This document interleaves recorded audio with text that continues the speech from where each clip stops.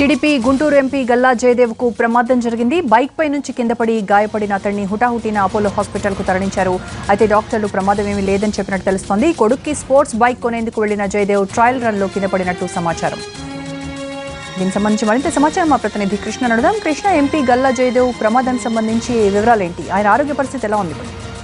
రోజా, Guntur MP Galla Jayadev Hyderabad లోని నగర శివార్లలో road ప్రమాదానికి గురైనట్లుగా సమాచారం ఉంది.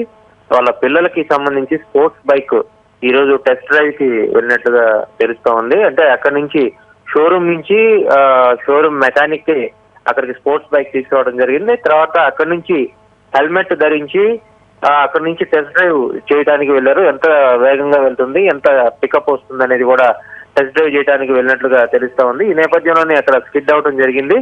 స్కిడ్ అయిన తర్వాత కింద పడిపోయి కింద కాళ్ళు చేతులకి దెబ్బలు తగిలినాయి. తర్వాత బ్యాక్ వచ్చి రిప్స్ ప్రాంతంలో కూడా ఒక బోన్ క్రాక్ వచ్చినట్లుగా చెప్తా ఉన్నారు. ప్రాథమికంగా వాళ్ళ అంచర్లు అక్కడ డాక్టర్లను అడిగిన నేపథ్యంలో వచ్చిన సమాచారం.